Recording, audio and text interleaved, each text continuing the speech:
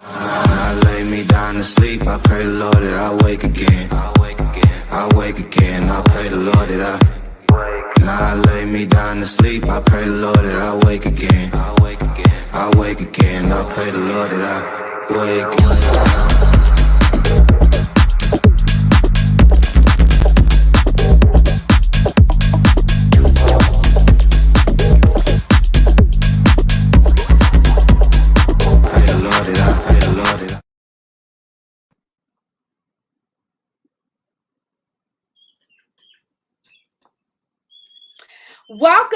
Welcome to Dinner with the Coaches. I'm your host, Nadira Lewis, and I have with me my amazing co-host, Thomas T. Taylor.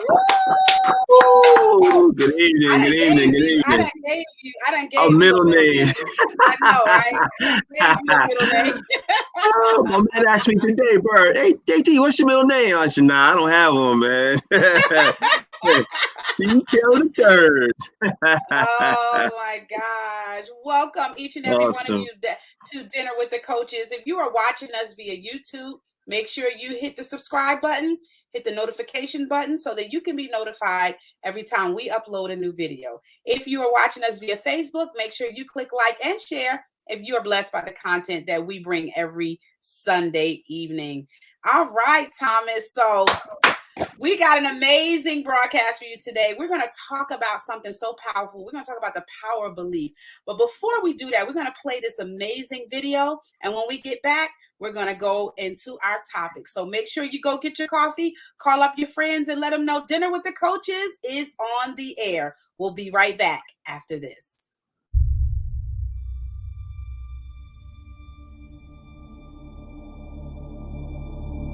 Long before the beginning of all other beginnings, God is. In a burst of creative activity, God creates the world and everything in it. Humans are designed to live inside of this unique relationship, but they choose otherwise. The law of God is broken, and the heart of God is pierced. But the story isn't over. In the fullness of time, God gives his Son, born of a woman, born under the law. Jesus comes to seek and save those who are lost, wounded for our transgressions, crushed for our iniquities. On the cross, God is in Christ, reconciling the world to himself. And with a loud cry, Jesus breathes his last. But the story isn't over.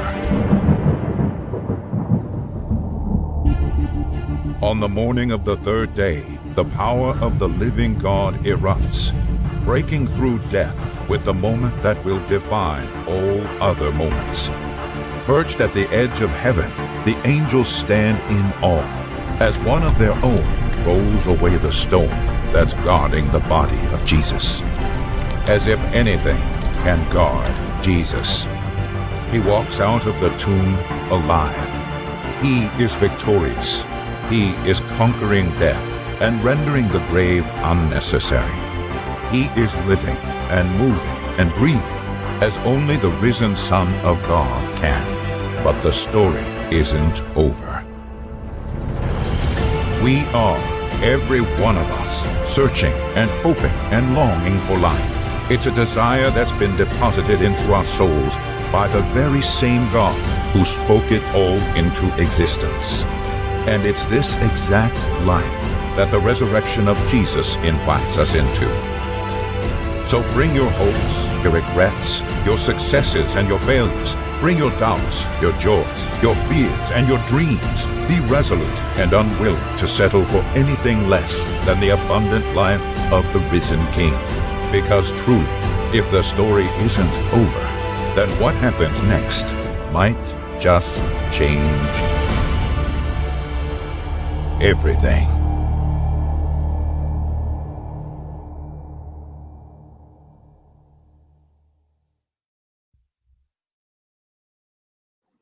All right, now we are back here with Dinner with the Coaches.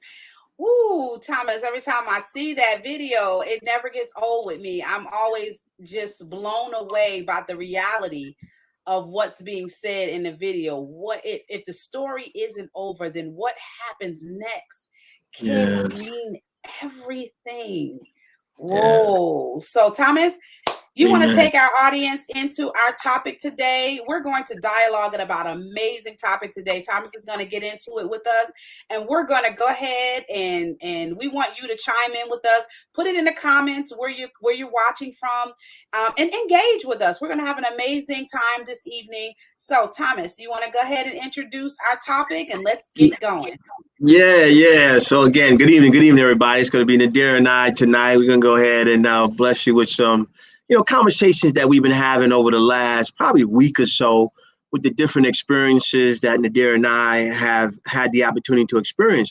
And what we want to talk about is the power of influence, right? Like Nadira went and saw a very influential individual over this past weekend, and she'll get into some details about that. And the crowd that he was able to draw based upon his ability to understand two things: belief and what he was told in terms of understanding what that is, and then service. And why those are important? Because when you get those two lined up, when you get a belief and or a belief system, and then you attach service to that, there's a magnitude and multitude of people that you can serve. Now, why is that important? Right? Because, I followed Jim Rohn. He's one of my, great influences. And Jim Rohn was asked a question. They said, Jim, what's the key to greatness? And Jim Rohn said, service. He says, service is the key to greatness. So just think about that for a moment. If you tie your belief, the things that you hold dear to you, and then you find a way to utilize that thing to service the people, whether that's via a product, a service, or somehow you can service people where people feel that they're getting value. One day they will too call you great. So Nadira, why don't you kind of share like who you met and like what that experience was like, and then what you gathered from that, and then we could kind of move right into how powerful influence is, right? Like who you're listening to, who you're following, things of that nature. Definitely. And I posted on Facebook, I met the awesome David Immunite. And it's funny because how I actually ran into him, we're influenced by many different people that we talk to, whether it's people that we talk on the phone with, people we meet with, interact with. So I met David, and I actually was introduced to him through just watching a podcast. I love to watch different podcasts. And so I was listening to him talk about belief, and I was so motivated about I like stood up in my seat like, what? And because of the powerful things that he was saying with such simplicity, and I don't know if you know what I mean by that. It wasn't with elegant words. It was very simple in terms of how he felt about belief. And I thought, man, this is something this man really internalized. This is something he lives, breathes, and eats. This isn't something he just says just to be on a podcast. So I stayed up to about 2:00 in the morning, just researching and just listening to some of the stuff that he was saying, because I was so impressed with just the way, how far he has become successfully, both financially, spiritually, emotionally, and how balanced he was with it. I thought that, there's not many people that I have interacted with that has either had one higher or greater than the other. But to see somebody of that sort of magnitude walk in such humility, and it's all because of belief, I had to kind of figure out. So a friend of mine's invited me, to a private residence, and we actually talked about some stuff that he's actually going to be introducing, which is going to, we'll talk more about that as the time gets closer. But I had to sit in the front row because I was like, I got to hear what this man has. I got to be in his presence. I got to see what it is that he's doing that I could add to my life and my business. And I was blown away that at the core, he started with who he was as a believer, and how it started with God said. And it's funny because you and I, that's how we met. You know, we met each other talking, and the first thing you asked me was, Nadira, what did God say to you? And though it took me 7 to 8 months to actually recall the exact same thing, it was amazing to see him stand at such a place to be able to say, this is what God told me to do. This is what he said, and how he talked about the power of belief and how that impacts your business. It impacts it impacts how you interact with people. It impacts everything around you. So I started to really dig into making sure that everything that I do, and he said something that was powerful. He said, never start a business that's easy for you to do, but make sure it's easy for others to do as well. So when you think about the service industry business and you think about everything, most people start a business because of their passion, right? I'm passionate about this. Yeah. I'm passionate about that. But but very few people start a business saying that their passion has to do with serving other people. Most of the time is what we want to do to service those people. I want to be able to do this, not realizing that the people that are successful in the service industry business are people that service the people, that are passionate about serving the people. And so I think I learned a lot from that, because even in what we do, even in what I do as a coach and what I do in other business ventures that I'm a part of, I have made it a priority to make sure that people were at the priority of why I do what I do. You know, because our purpose, if we are a purpose, right, that means that if God's going to get the glory out of what we do, then we have to know that God so loved the world that he gave his life, right? So if we're going to, from a believer standpoint, be able to operate in the service industry, we have to keep in mind that people have to be at the root of why we do what we do.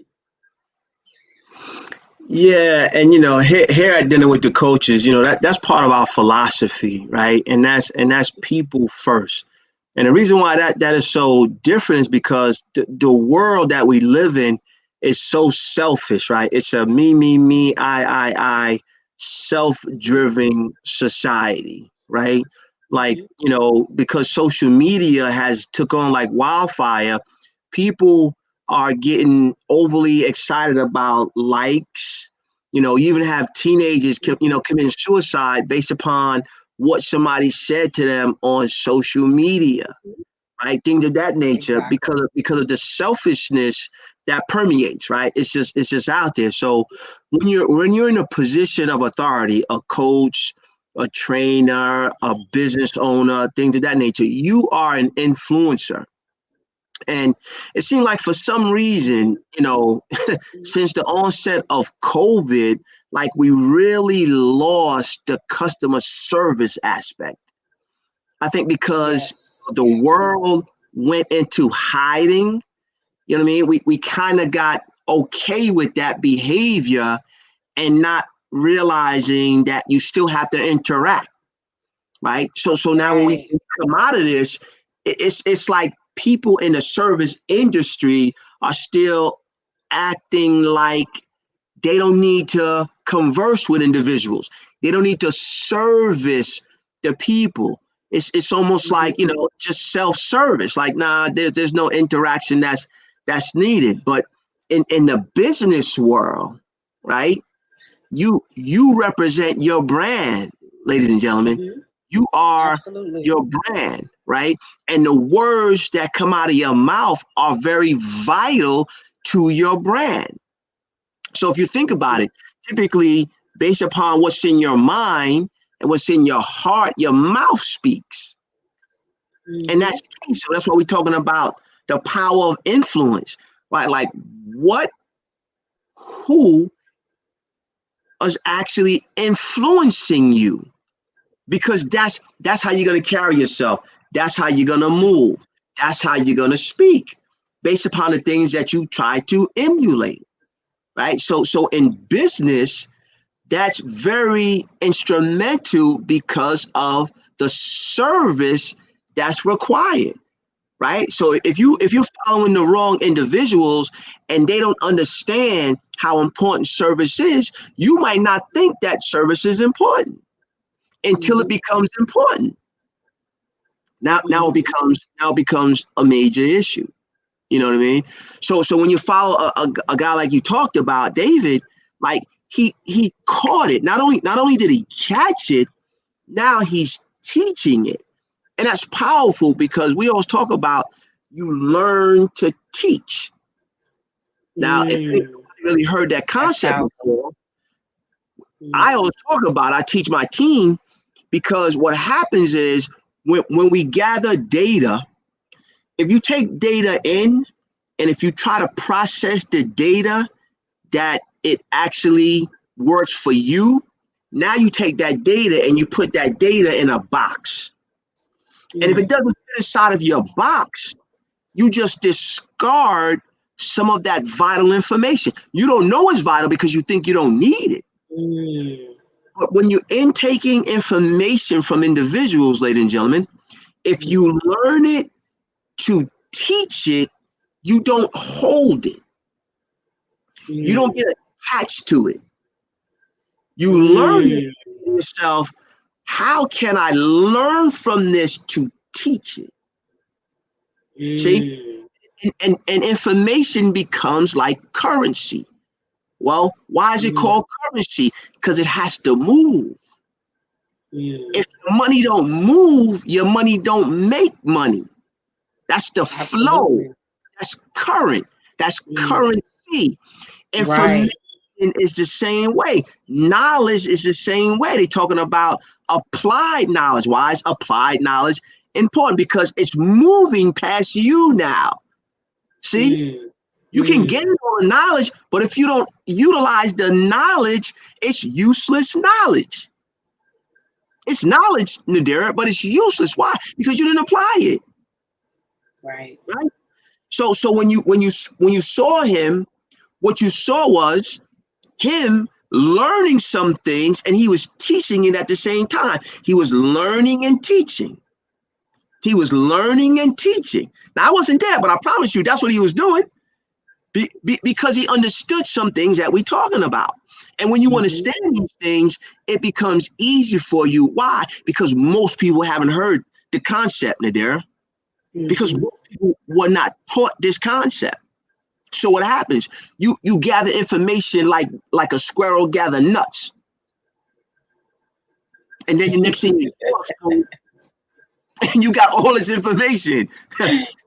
You're not moving the information, gathering it, storing it. Hopefully to use it one day. But if you learn, when you move it, when you learn it, and when you teach it, now what happens is there's a oneness that happens. Now you take that knowledge and information and you start to become one with it. Because the best way to learn and understand something is to teach it. Because when you teach it, you realize two things. You realize how much you know, and then you realize how much you don't know. Between those two, wow, that's powerful. Wow. Say that again for the people in the back. Say that again for the people in the back. Ooh, that's powerful. When you learn to teach, two things is going to happen. One, you're going to realize how much you know about the information that you're disseminating and how much you don't know. And that gap, what will happen is the gap may be this wide when you start. But the more you teach, the more you learn, the gap narrows. That gap is shorter. Why?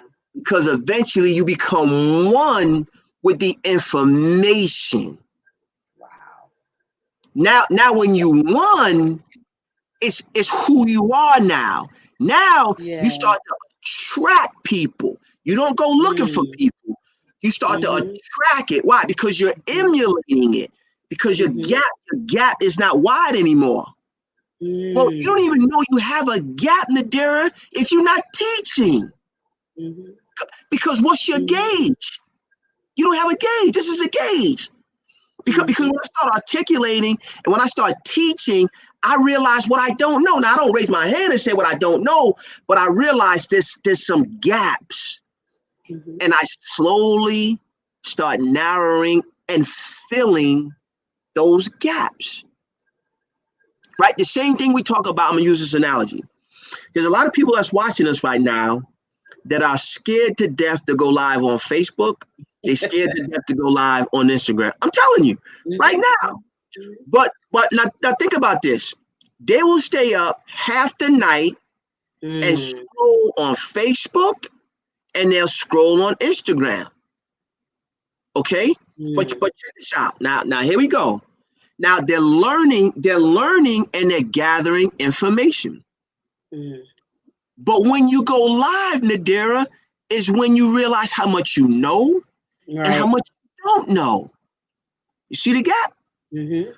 But as long as you just scroll, you don't realize there's a gap.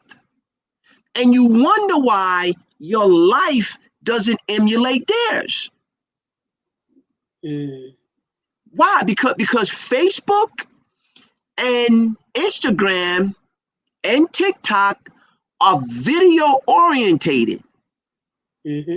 Now, some people do Canva, they do posts, but if you did some analytics, those people who stay on sites the longest, there's a video content.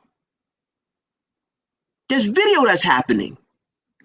Because you see how your eyes got wide? It draws you in. Some are funny, some you laugh, some are crazy, but it's video content. So just think about it. If you make a decision, those that are listening, to start to go live just to tell your story like Nadira did the other day, or share something with people, what'll happen is you start to narrow your own gap in things that you're deficient in. Because it'll show up. But then soon there'll be no deficiencies, and you become, there's a oneness that'll happen. And you go live right now, right? Boom, go live, boom, boom, boom, boom, and you be good. But that doesn't happen unless you move that information. You just stay stuck, not liking the emotions that it gives you when you hit live. You see that anxiety? It's anxiety. Most people don't like it, so they don't do it. But why is it that, think about it, why is it that, and anybody that's watching, I don't care who you watch on any of the platforms, that's an influencer. I promise you're watching a video of them speak. You're watching a video of them train. Somehow, somewhere, you're watching a video of them. You're not just looking at text, like words, copy. You're watching a video of them. Right? Now, if you ever went to the archives and found their first videos, you'd be amazed. You'd be like, oh my God, I can't believe this is the same person. Yeah. They got better over time because their gap narrowed. Slowly but surely, their gap narrowed, right? So we talk about the power of influence. We really got to think about who we're listening to, who we want to emulate, and what they're doing. Because once we understand that, we incorporate that with our belief.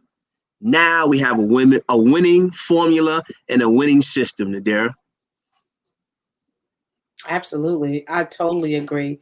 And we're going to take a quick break. And when we come back, we're going to talk more about the power of belief. And I'm going to go ahead and talk about the importance of something that Thomas and I discussed earlier during the week is with belief, you have to understand the power of your voice. And no matter how many times, even the problem is most people don't want to go live and they don't want to be in front of the camera. They don't want to be in front of the crowd is because they don't understand the power behind their voice. And we're going to talk more about that. So when we come back, so we'll be right back after this.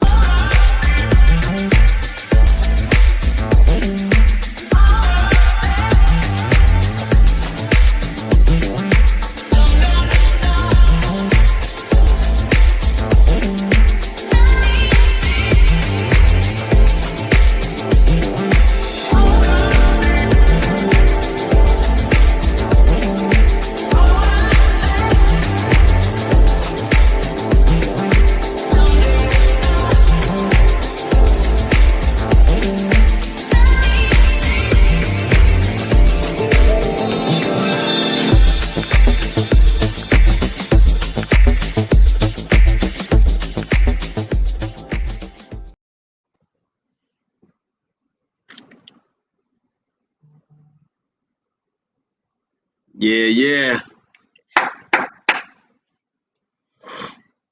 All right, and we are back with Dinner with the Coaches.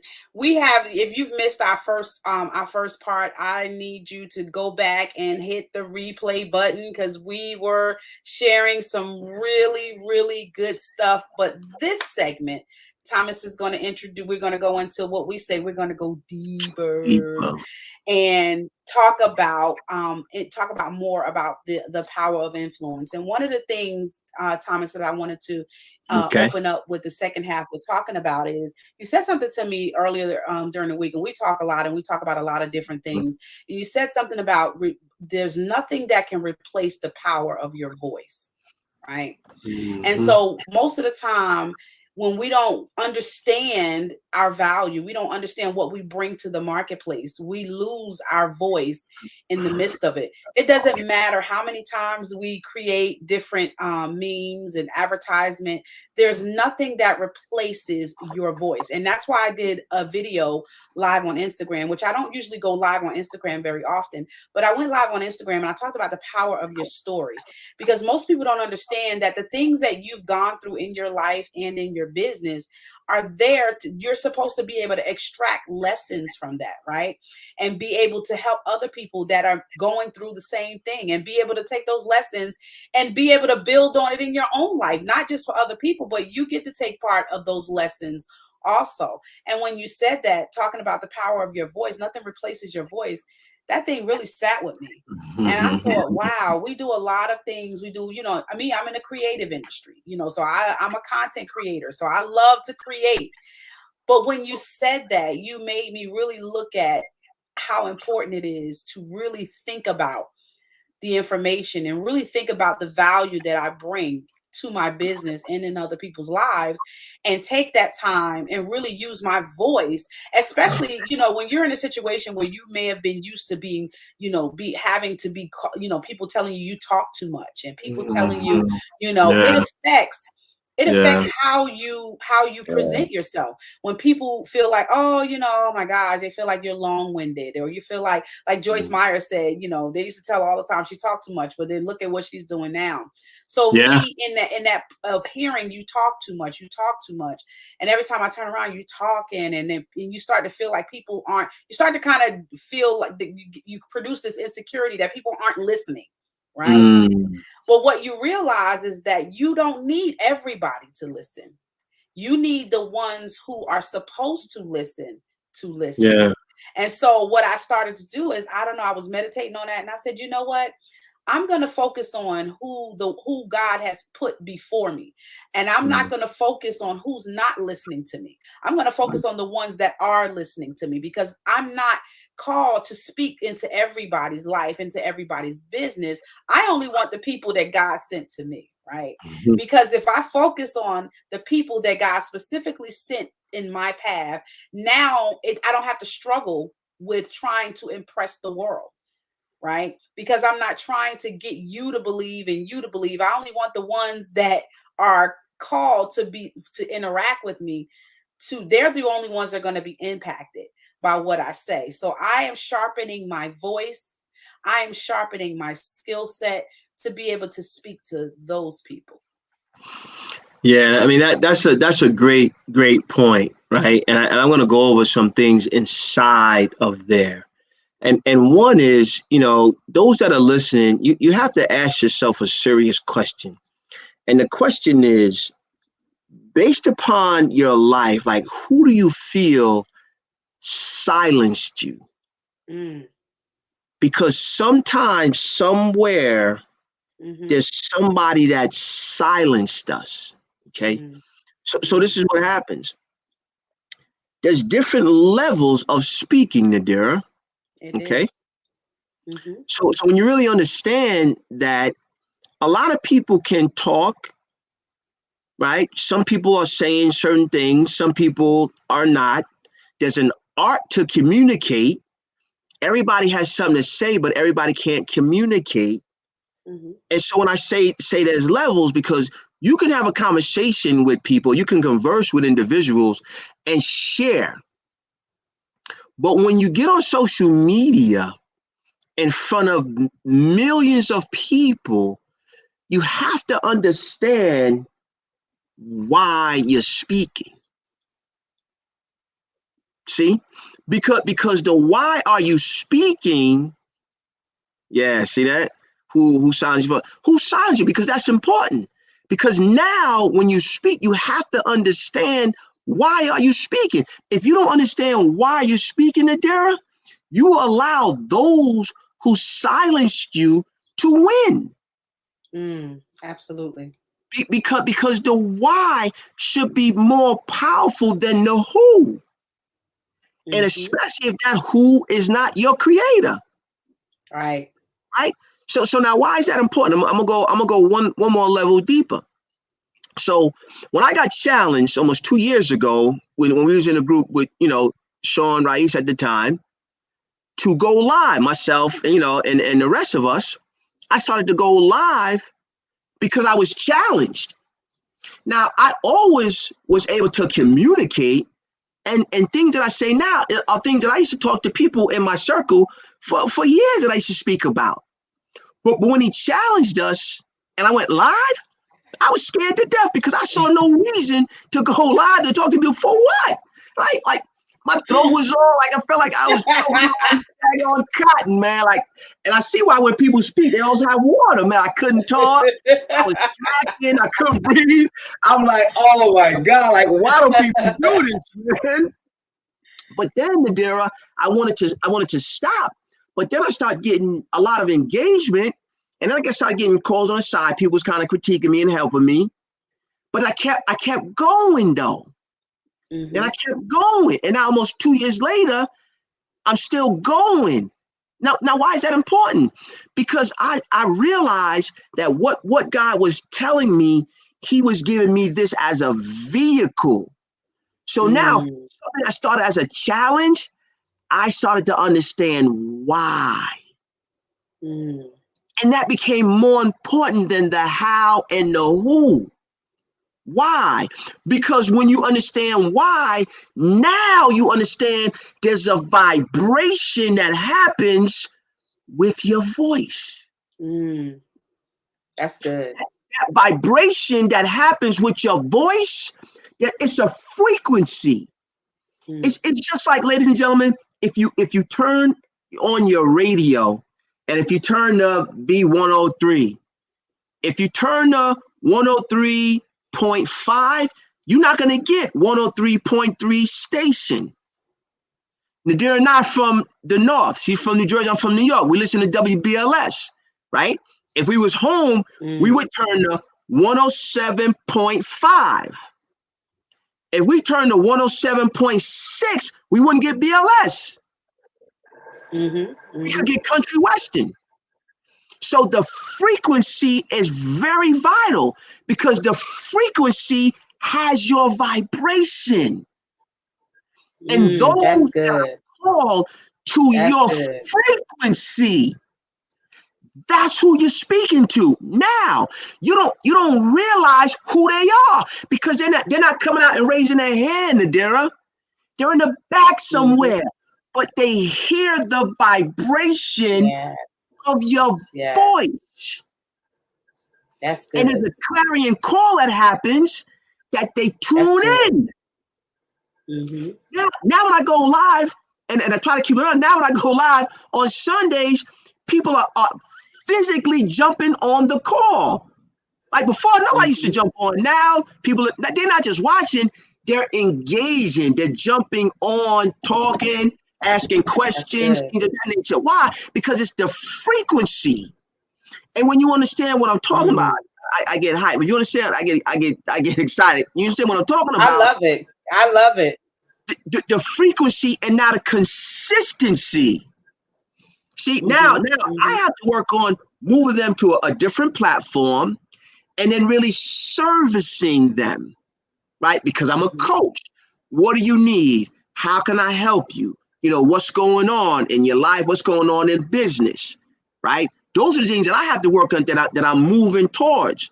But I understand this that I'm showing that I'm teaching is I started because it was a challenge. I understood the the essence of why. Then I realized there was a frequency that I was on and people were tuning into. So now you have their ear. That's a vital part of communication. Why? A lot of people have things to say, but there's an art to communicating. One of the parts of communicating is meeting people where they are. Meeting them where they are. Yep, I agree. That's vital. It doesn't matter how much you know. Why? Because people don't care how much you know till they know how much you care. That's right. They know how much you care. So you can have this amount of knowledge, but if they're here, they don't care about this knowledge. Meet them here and elevate their consciousness.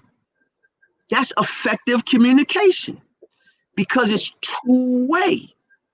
Right. So when you talk about your voice, Nadira, the reason why I was having a conversation with you is because there's a vibration that you miss by not speaking. You think that your words in terms of your copy, your memes and stuff is telling your message. It's only telling one part of it. Yeah. If you said the same thing you post, you have a different level of engagement. Why? Because it's the frequency that you're speaking on is what's catching people's vibration. That's good. They're gonna read, but if I, because I write notes, right? If I took look at all my index cards, man. Look at all my index cards. Look at my index cards of all my Facebook Lives. You are always prepared. But if I took one of my index cards, this one was on the 3 P's: pain, purpose, and positioning, right? And if I posted this, it's like posting the facts. Right. If I posted this and I gave some instructions on these 3 things, right? And some people would look at it, they would engage.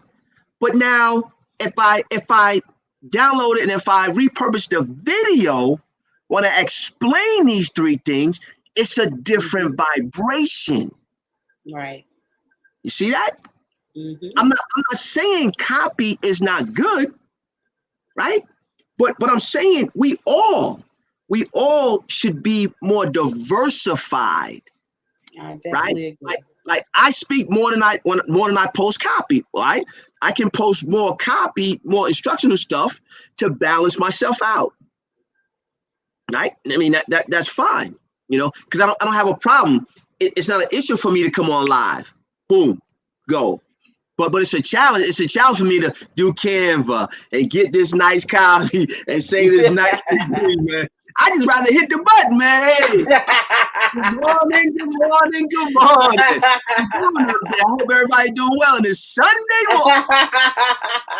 I'd rather go. You know what I mean? Sit there and to me, man, it's like watching paint dry, man. I'm like, oh my God, this is what I got to do. But anyway, man, just making light of it is like everybody that's listening, I really want you to understand the significance of your voice, right? Now I'm going to say this last thing, then I'm going to pass it over to you, Nadira. For those of you that were raised a particular way, just listen to me for a moment so you really can understand. I'm going to drive this point home. For those of us that were raised in the 70s and in the 80s, even in the 60s, but the 70s and the 80s. Just think about your grandmother or your mother giving you that look. She didn't say no words. She just gave you that look, whether you was in church, whether you was in the grocery store, whether you was in the mall, she gave you that look. Once she gave you that look, and some of us still use it today with our kids. Once she gave you that look, you stopped doing whatever you was doing. Now, why is that important? Yep. because it was a form of nonverbal communication. Why? Because that was the first level. What was the second level? She opened her mouth and gave you a warning. That was the second level. Because if she spoke something now, that's second level. Third level, it was a wrap. It was a wrap. Because when she told you, you're going to get it when you get home, oh yeah, you got it when you got home. You sure did. Because she spoke that, right? They yes was yes and they no was no, right? But I'm talking about communication and vibration. And we all, most of us, grew up in that era, understanding the level of the look, the voice, and then the command. See? It's no different today. So social media just makes it convenient for us to hide behind it. But like I told you, Nadira, and anybody that's listening, if you research anybody that you follow, I don't care who they are, they're gonna have videos. They're gonna have some sort of audio that's going to attract you, right? Right. So sometimes we think that we can do without it because of what somebody else said about us, and took our voice, and it makes us timid, right? It makes us very shy and gun shy, right? But at the end of the day, you got power. Why? Because somewhere in that book I read in Proverbs talk about life or death is in the power of the what? Of the tongue.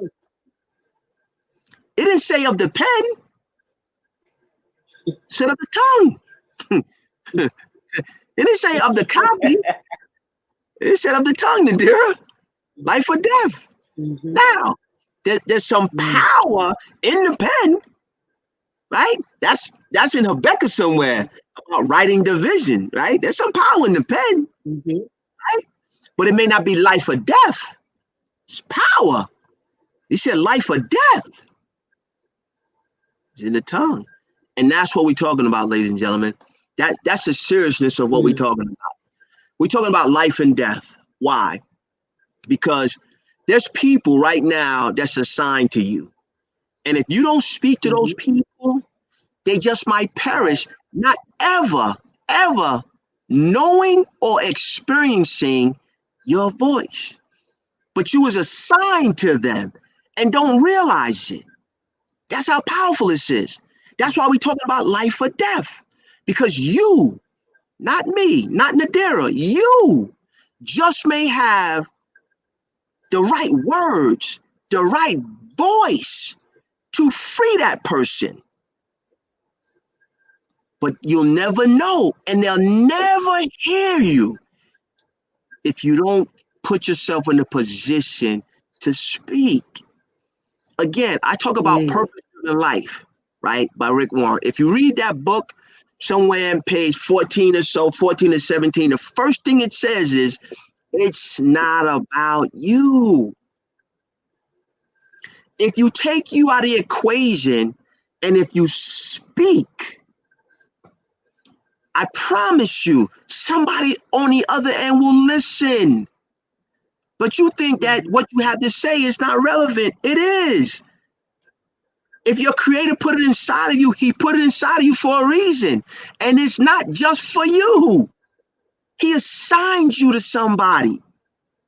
Somebody that's waiting. Somebody needs to hear your voice. Somebody needs to hear my voice. Somebody needs to hear Nadira's voice to help them. Why? Because they may look like you. They may look like me. They may look like Nadira. But you got to understand, they don't have the mental fortitude. They don't have the mental wherewithal to get through wherever they are, right? Because wherever they are in life, in order to get to the next level, they have to get to the next level in their mind first, not physical, right? It's not a physical transition. It's a mental transition first. And what happens if you have the key? If you can say something that can help them get to that next level, that can unlock something inside of them that they've been struggling with, and you think it doesn't matter. It does matter. You think nobody's listening. They are listening. Nobody cares. They do care. They do. Most people are closet watchers, if you will. Like, they don't say nothing. They way in the back. They just watching. They wait for you to stop, or they wait for you to fail. And then when they realize those two things are not happening, they get on board. Hey, let me listen to this Nadira. Let me see what she got to say. Wow, she always showing up on Fridays. And, you know, she's always got some guest talking about something that's beneficial. It's not just rhetoric. It's beneficial. Right. It's important, right? So I really want people who's watching to understand that there's a vibration that happens. There's a frequency that your voice is on, that when people tune to your frequency, they're going to be dialed in. They're going to be listening to whatever it is that you have to say. So now Nadira and I talked about preparation. And I get it. Some of you guys right now, you're saying, Thomas, yeah, that sounds good, but I got to prepare. I got to write my notes. I don't want to sound, foolish. I don't want to sound like I don't know what I'm talking about. And I get it. And I understand, right? So just take half the time to prepare. What happens is, you prepare, but you never deliver, though. Why? Because you just get distracted in your preparation. You got good intentions, right? And we heard some of us heard, like, why? What do we hear? We heard that done is better than perfect when perfect never gets done, right? So on this Sunday, I'm just challenging you, just get it done. Don't worry about what it looks like. Don't worry about what it sounds like. Just get it done. Why? Because as long as you wake up tomorrow and breathe another breath of fresh air, guess what? You got a chance to get it right. You got a chance to fix whatever it is that you did. Not what you say you were going to do. You can't fix what you say you're going to do because you never did it. Do it and then fix it. Do it and then critique it. Right? Because if you're just talking about it, there's nothing to fix. Right? Because when you got it all done, guess what? The opportunity is gone. Oh, Nadira, hey, don't worry about it. We got somebody else. Don't worry about it. Yeah, people up the road. Yeah. So, and when you think about really, you can't really understand the power of influence until you understand the message and impact behind your story. And so that's why I constantly say over and over again, tell your story, because telling your story helps you to become comfortable, with being able to share your experiences with other people. There's an impact that comes when you start to share your experiences, whether it's in personal life or whether it's in business. When you share your experiences, it doesn't only help the person. You don't only impact the person that you're talking to or the group of people that you're talking to. It helps you, because like Thomas said, there's some things that you don't know. Like, they're even in telling my story. When I tell my story, there's things that I've told my story over and over and over again, but there's something new I learned every time I share my story, things that I realized that I overlooked in understanding as I start to share my story. And so when I went on Instagram and I talked about it, and I say, we don't understand that there's impact when you go live and you begin to share what it is that you're experiencing, what it is that you've learned, what it is that you feel like is on your heart. You'd be amazed. I didn't want to go live either. When I first started to go live, I was like, nah, I'm good. I'm better talking one-on-one to people, because I notice that when I'm talking with somebody one-on-one or in a group setting, I start to say things and things come out of me that I didn't even realize. That it's like I have to look back and be like, dang, I said that? Like, wow. So going live was just like, oh no, I'm just the observer. I'll just sit back. But what I realized is, I said, you know what? I had to understand the power of the impact, the message that I was bringing with my story.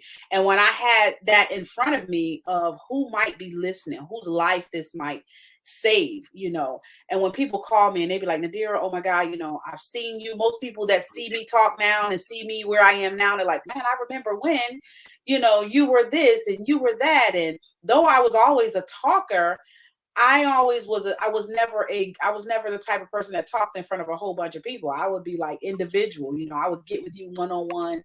So to go live and talk in front of, on just one of my pages, I have like over 7,000 people on that page. So it was like talk over, so weekly you're talking to over 10,000 people a week.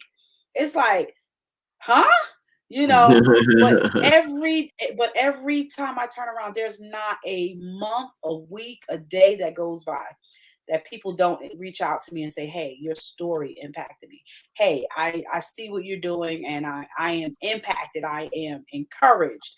And I do it because I know personally people, and I know there's people that are watching me that I may not know, have been in that same point where at that same place where they know that they have some things and experiences that has happened in their life and they can help other people. They have the knowledge, they have the skill set, but they don't have the courage. They don't have the belief that their words, their message is going to impact people. And so what I always say is that you don't have to worry about impacting people, the whole world. Just get out there and just impact one person. Just do it if you only have a crowd of one. We don't do this weekly for a huge crowd. If we get a huge crowd as a result of it, then that's great. Then we know we've extended past our reach. But the majority of the time, Thomas and I do this because it's what we have been called to do. Is to share our experiences and to take the lessons that we've learned. Him being a visionary coach and me being an inspirational life and business coach. We really emphasize on you really going deeper and finding out the gifts that God has given you and learn how to maximize and learn. And we teach you how to strategize and take those gifts and be able to make them work for you in the marketplace. God said he's given us all things pertaining to life and godliness, right? We didn't come empty. We came fulfilled. We came in this world complete with everything that we need to become the person that we are. And God will enter, he will allow us to interact and impact, be in the midst of other people that can help us become better at who we are, can help us strategize. And the more we do this, we've been doing this now for over a year with Just Dinner with Coaches. So we have kudos. I give us a shout out for being this for over a year at being consistent. And we continue to work on getting better at perfecting, our gifts and making sure that God gets the glory out of what we do and making sure most of all that we're here to help you do the same thing. So if you want to coach with us and and Thomas, always, Thomas is, when we coach as a group in the Dinner with the Coaches. And we have an amazing opportunity. We have an amazing time to impact your life. But we get down and we rip some things apart and we get down to the bottom of why you can't move in the direction that you're supposed to go in. So if you've ever thought about, I wonder what coaching will be like with Thomas and Nadira, you can find out, and you can find out by reaching out to us. Just send us a message at Dinner with the Coaches on Facebook and reach out to us, and we'd love to be able to coach you and get you to that place, because that's what this is all about. This is about taking what we learned, embraced, internalized, and teaching it to you and the others that are in the midst of us. Yeah, 100%, 100%. I mean, people watching, that's why we do what we do. It's just to be in a position where, when you was talking, I just thought about your gifts, right? Like a lot of times people don't put themselves in a position to exercise their gifts. First, a lot of people don't even know what their gifts are. And then if they do, they don't really challenge themselves and stretch themselves to do that thing in front of people, right? Now, I know it's hard. I know it's difficult because you put yourself in a vulnerable situation where you could be critiqued, you could be talked about, all these different things, right? But that's just a part of it, ladies and gentlemen. Like, you couldn't have good if you didn't have bad, right? You can't really get to success if you don't have failure. Like failure is a part of success. It's just tuition, right? It's just a part of it. So the reason why we do what we do at Dinner with the Coaches is because we realize that, we have some synergy that can help people, right? Things, we have different guests on, and, they bring all types of different information, that we learn as well just by having a guest on talking about particular topics, right? Mm-hmm. And this is a rarity where you have, a female and a male, that whole synergy, which is a beautiful thing to be able to bounce things off of. And then you have guests who are adding more value, right? And again, it's not costing anybody nothing but time right now. You know what I mean? When you turn on your TV, Netflix, and something, it's like, yo, is that Thomas and yeah, the Coaches at the Dinner? Thomas? Yeah, he's yeah. Now you turn on your TV, here they go. Yeah, that's how he does it. You know what I mean? That's just a part of it. Good evening. Welcome. That's just how it happens. But how did it first start happening? We just gave, right? It's a part of giving because we figured some things out, right? And we just put ourselves in a vulnerable position where we're on Front Street, but we're giving. And then we're also giving out of our gifts, right? And our gift basket will never be empty. Never be empty. It will never because it doesn't get filled by man. Right. Ooh. Ooh, that is powerful. Another day.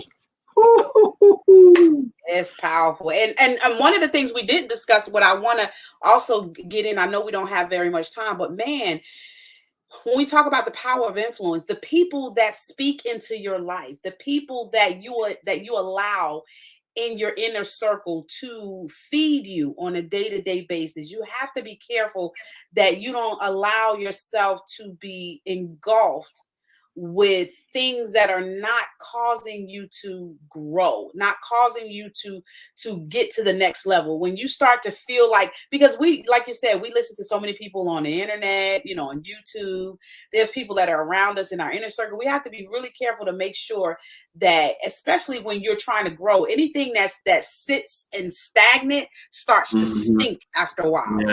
I was talking about, I said this months ago, and I think when we had it all, everybody on months ago, said if you sit a dozen of eggs on the table and you let those eggs sit overnight, they're gonna stink, right? So it's gonna stink. So you have to be careful that you don't allow your mind to just be idle and allow yourself to continue to ingest and digest things that are not going to help you propel you to where you're supposed to be. So you have to be, you are accountable, and you should be a good steward over your thoughts, over your words, over your ear gates. Be careful with what you hear, and make sure you're intentional about your growth. Because you know what? I was telling, I think I don't know who I was talking to. I might have been talking to you, Thomas, when I was talking about my, no, I was talking to Christian. And Christian and I have conversations like this a lot of times. And so does Preach. It's a beautiful thing when you can talk to your adult kids about life and business. It's so refreshing. So I was telling my son, I said, and when I look at Bella's 8 years old, right? She's about to be 9 this year. And I thought, Bella, the things that Bella know now as an 8-year-old, she didn't know as a 5-year-old. And the reason why she knows what she knows at 8 is because there was some growth that took place from the age of 5 until 8. Well, what was that growth? Did it just happen automatically? No, she's in school. She's in school at home, and she's at school in the daytime. So when she's in school, she's constantly feeding her brain information that provokes change. There's no way you can continuously feed yourself information and don't get the results of the change that's supposed to take place from that information. So I said, look at her. She now knows how to read. She comprehends in ways that she wasn't able to comprehend at 5 years old, because now I can talk to her. I can communicate with her on a different level than I did when she was 5 years old because of her exposure to information.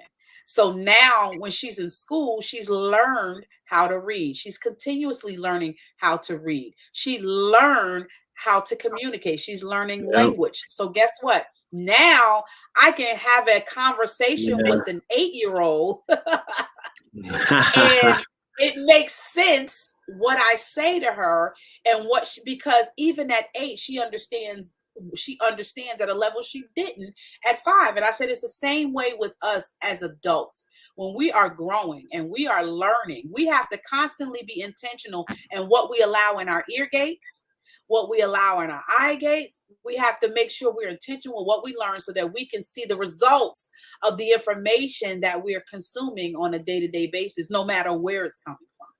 Mm-hmm. Yeah. I mean, it was an awesome evening. And there's something I want those that are listening, I want you to take something away from this whole conversation. And one of those things Nadira kind of mentioned is, what did your creator tell you about you? Right? If you don't know that answer, just take some time and really think about it, right? Like, what's inside of your heart? What's inside of your spirit? What's feeding you? Like, what did he tell you? Right now, I didn't say, what do you believe? I said, what did he tell you first? That's the first thing, right? And then the second thing is, how much of what he told you do you believe? That's the second thing, right? And that's very vital to what we're talking about in terms of influence. Why? Because if you don't know the answer to those two questions, what'll happen is you'll be like a sailboat without a sail, right? The reason why a sailboat gets to its destination is because the sail determines the direction that the boat goes in. If a sailboat doesn't have a sail, guess which way the boat goes? The way the wind blows. The way the wind blows. And that's how you'll be on social media. You'll be following every person on social media, whatever way the wind blows. If you don't know what he told you, and if you don't know how much of what he told you you believe, that's very, very vital. Because then the next thing you get into, and we don't have a whole lot of time, is why. Your why will be your driver. There's a reason why, right? But if not, you don't know why you're following everybody. You don't know why you're following the next big thing. That's why you're going over here, then you're going over here, then you're going over here. Because you haven't slowed down to figure out, what did he tell Mike? What did he tell John? What did he tell Mary? What did he tell Fred? Right? What did he tell you? See, if nobody asked you that question, I'm asking you today. What did he tell you? Think about it. Right? Because then you're going to find some answers, right? You're going to probably have more questions than answers, but there's going to be a level of conversation that happens with yourself. Now, belief, now we'll talk about it, because I know when he told me what he told me, I ain't believe it. I'm still trying to believe it, but it scared the bejesus out of me, right? So I'm working on my belief. Right? Like, whoa. He told me that I'll be one of the greatest inspirational speakers in the world. That's what he told me. Did I believe it? Nah. It scared me? Yeah. Scared the bejesus out of me. You know what I mean? But slowly, I'm starting to believe it because I understand why. Yeah. We don't have enough time. We don't have enough time. We don't have enough time, boy. We don't have enough time.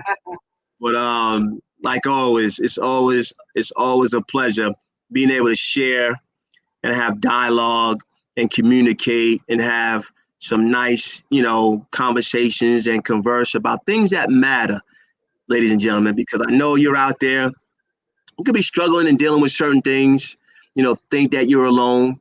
Well, here at Dinner with the Coaches, that's why, for us, we like to draw people in, right? We like to talk about things that matter, right? And these things matter, right? Because they're life or death, right? Because we really want you to live. Well, not just exist. See, when you're doing certain things every single day on a regiment, you're just existing. Right. When you start to understand and tap into your gift as to why you do certain things, now you start to experience living. Right? It's just a different level, right? So here at Dinner with the Coaches, that's what we work on invoking. It's like really kind of not being afraid to have those real, tough, heartfelt, warm conversations in a, non-threatening environment. That's a safe environment, but it pulls, it stretches, and it challenges our mental capacity and our mindset of what we hold dear to us.